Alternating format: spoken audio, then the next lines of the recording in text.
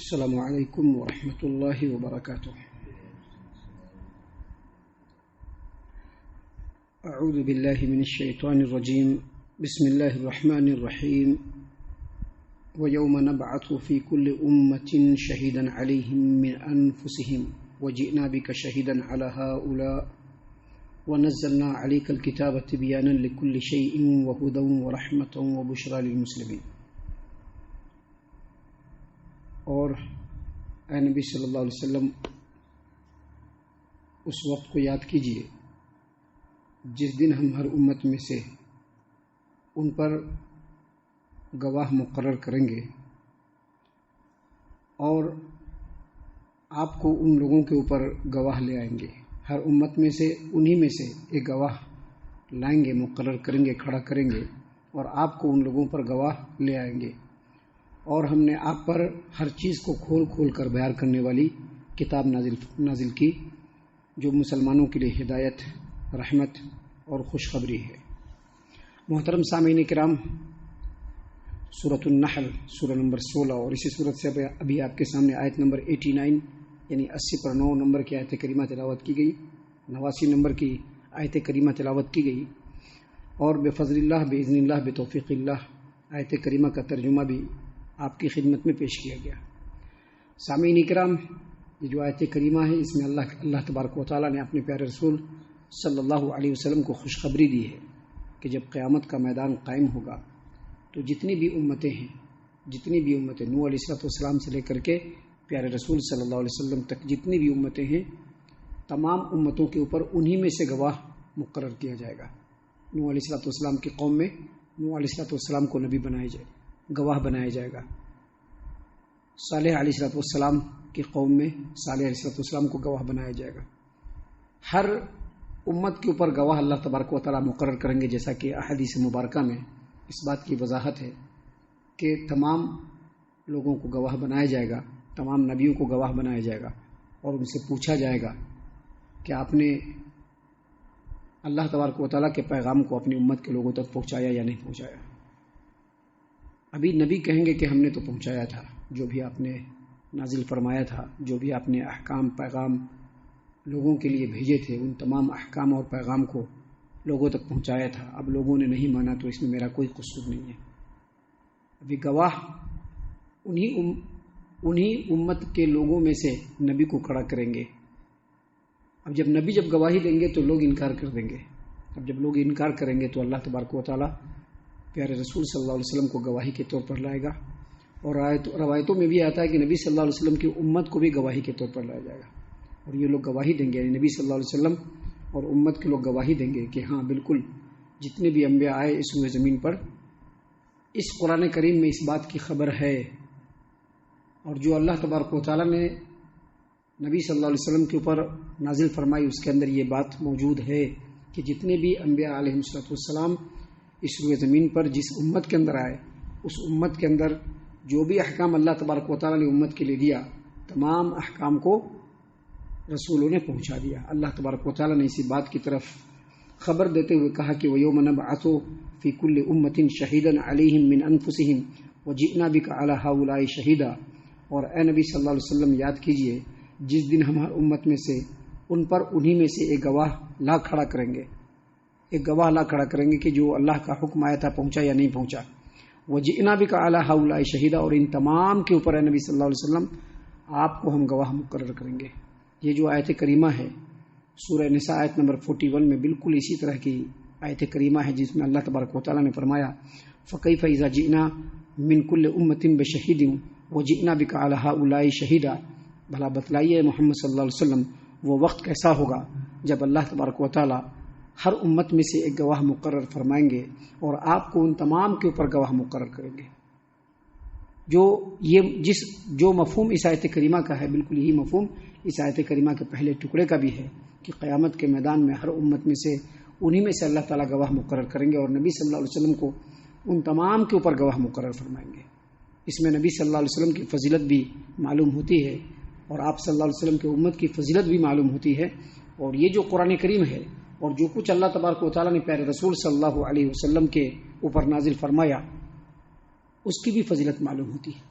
یہ جو آیت کریمہ ہے اور سورہ نساء آیت نمبر 41، ان دونوں آیت کریمہ کی تفسیر میں صحیح البخاری کتاب و فضائل القرآن حدیث نمبر 5050 پہ ایک روایت ہے کہ سیدنا عبداللہ بن مسعود رضی اللہ عنہ کہتے ہیں کہ ایک روز پیارے رسول صلی اللہ علیہ وسلم نے مجھ کو کہا کہ مجھ کو قرآن کریم پڑھ کر سناؤ، مجھ کو قرآن کریم تلاوت کر کے سناؤ۔ عبداللہ بن مسعود رضی اللہ عنہ کہتے ہیں کہ اللہ کے رسول صلی اللہ علیہ وسلم، میں آپ کو کیسے قرآن کریم سناؤں جبکہ اللہ تعالیٰ نے آپ کے اوپر ہی قرآن کریم کو نازل فرمایا ہے، اب میں آپ کو قرآن کریم سناؤں یہ تو بہت بڑی بات ہو جائے گی۔ نبی صلی اللہ علیہ وسلم نے فرمایا کہ مجھ کو پسند ہے کہ دوسرے میرے سامنے پڑھیں اور میں اس کو سنوں، لہذا تم قرآن کریم سناؤ۔ اللہ کے رسول صلی اللہ علیہ وسلم کے صحابی عبداللہ بن مسعود رضی اللہ عنہ نے سورہ نساء کی آیات کو پڑھنا شروع کیا، سورہ نساء کا آغاز کیا، اور جب آیت نمبر 41 فَكَيْفَ إِذَا جِئْنَا مِن كُلِّ أُمَّةٍ بِشَهِيدٍ وَجِئْنَا بِكَ عَلَى هَؤُلَاءِ شَهِيدًا، اے نبی صلی اللہ علیہ وسلم وہ وقت کیسا ہوگا جب ہم ہر امت میں سے ان کے اوپر گواہ مقرر کریں گے اور آپ کو ان تمام لوگوں کے اوپر گواہ لے کر کے آئیں گے۔ جب اس آیت کریمہ کے اوپر نبی صلی اللہ علیہ وسلم پہنچے تو عبداللہ بن مسعود رضی اللہ عنہ نے کہا، عبداللہ بن مسعود رضی اللہ عنہ کہتے ہیں کہ نبی صلی اللہ علیہ وسلم نے کہا حسبک الآن، اب رک جاؤ۔ جب رکنے کے لیے کہا اور میں نے آنکھ اٹھا کر کے دیکھا آپ کی طرف متوجہ ہوا، فَإِذَا عَيْنَاهُ تَذْرِفَانِ، تو نبی صلی اللہ علیہ وسلم کی آنکھیں بالکل اشکبار تھی اور آپ صلی اللہ علیہ وسلم زاروں قطار رو رہے تھے کہ قیامت کا وہ کیسا منظر ہوگا کہ سارے کے سارے امت کے اوپر گواہ مقرر کیا جائے گا اور ان تمام کی گواہی دینے کے لیے اللہ تعالیٰ مجھ کو لے کر کے آئیں گے۔ تو یہ آیت کریمہ کا معنی اور مفہوم ہے۔ اس کے بعد اللہ تبارک و تعالیٰ نے فرمایا وَنَزَّلْنَا عَلَيْكَ الْكِتَابَ تِبْيَانًا لِكُلِّ شَيْءٍ وَهُدًى وَرَحْمَةً وَبُشْرًى لِلْمُسْلِمِينَ، اور ہم نے اے محمد صلی اللہ علیہ وسلم آپ پر ہر چیز کو کھول کھول کر کے بیان کرنے والی کتاب کو نازل کیا ہے۔ اے نبی صلی اللہ علیہ وسلم ہم نے آپ کے اوپر ایسی کتاب نازل فرمائی ہے جو ہر چیز کو کھول کھول کر کے بیان کرنے والی ہے، جو مسلمانوں کے لیے ہدایت ہے، رحمت ہے، خوشخبری ہے۔ یہاں پر اس آیت کریمہ کے اس ٹکڑے میں اللہ تبارک و تعالیٰ نے اللہ کی کتاب کی فضیلت بیان کی کہ اللہ کی جو کتاب ہے اس میں اللہ تبارک و تعالیٰ نے ہر چیز کو کھول کھول کر کے بیان کیا ہے۔ اللہ تبارک و تعالیٰ کی کتاب کون ہے؟ تو اس سے مراد قرآن کریم اور پیارے رسول صلی اللہ علیہ وسلم کی احادیث مبارکہ۔ یاد رکھیے، صرف اللہ کی کتاب مراد نہیں ہے، صرف قرآن کریم مراد نہیں ہے، بلکہ یہاں پر اللہ کی کتاب سے مراد قرآن کریم بھی ہے اور پیارے رسول صلی اللہ علیہ وسلم کے اوپر جو کچھ اللہ تبارک و تعالیٰ نے نازل کیا، جس کو آپ صلی اللہ علیہ وسلم نے تعلیمات کے طور پر لوگوں کے سامنے پیش کیا، جو احادیث مبارکہ میں آج بھی محفوظ ہے، موجود ہے، یہاں پر اللہ کی کتاب سے مراد دونوں چیز ہے۔ صحیح البخاری کے اندر ایک روایت ہے کہ اللہ کے رسول صلی اللہ علیہ وسلم نے اپنی باتوں کو جو تعلیم کے طور پر احادیث مبارکہ میں اللہ کے رسول صلی اللہ علیہ وسلم نے لوگوں کے سامنے بیان فرمایا، اس کو بھی اللہ کے رسول صلی اللہ علیہ وسلم نے کتاب اللہ کہا ہے۔ اللہ کے رسول صلی اللہ علیہ وسلم کی بھی حدیث ہے کہ آپ صلی اللہ علیہ وسلم نے فرمایا، یاد رکھو مجھ کو قرآن کریم بھی دیا گیا ہے اور قرآن کریم کی طرف سے ایک اور چیز بھی دی گئی ہے، اور وہ کیا ہے؟ نبی صلی اللہ علیہ وسلم کی سنت جو احادیث مبارکہ ہے، جس کا مطلب یہ ہوتا ہے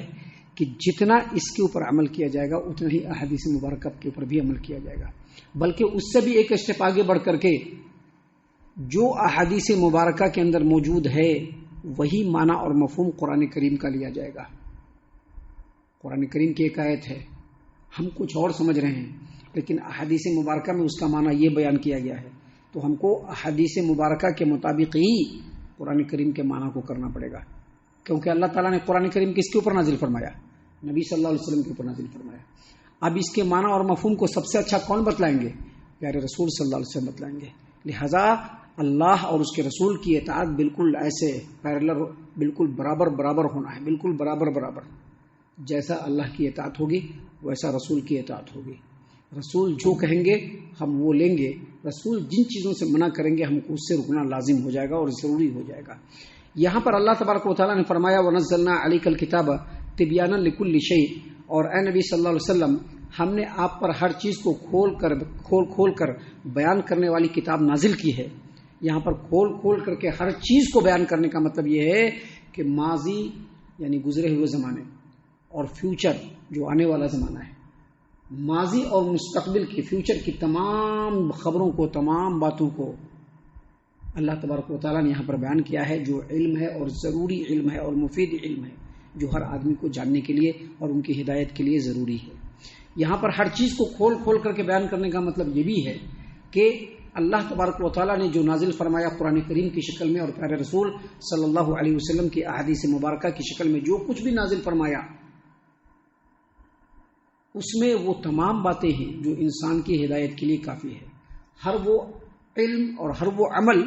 جس سے انسان اللہ تبارک و تعالیٰ کے قریب اور جنت کے قریب ہوگا اور جہنم سے دور ہوگا، ان تمام باتوں کو اللہ تبارک و تعالیٰ نے اس میں بیان فرما دیا ہے۔ ہر وہ چیز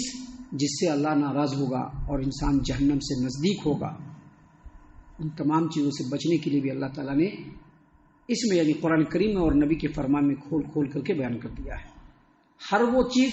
جو دینی اعتبار سے، دنیاوی اعتبار سے، اخروی اعتبار سے انسان کے لیے فائدہ مند ہے، اس کو اس قرآن کریم کے اندر بیان کر دیا گیا ہے۔ ہر وہ چیز جو دنیاوی اعتبار سے، دینی اعتبار سے اور اخروی اعتبار سے انسان کے لیے نقصان دہ ہے، ان تمام چیزوں کو اس میں کھول کھول کر کے بیان کر دیا گیا ہے۔ اسی لیے اللہ تبارک و تعالیٰ نے فرمایا وَنَزَّلْنَا عَلَيْكَ الْكِتَابَ تِبْيَانًا لِكُلِّ شَيْءٍ، اور ہم نے اے نبی صلی اللہ علیہ وسلم آپ کے اوپر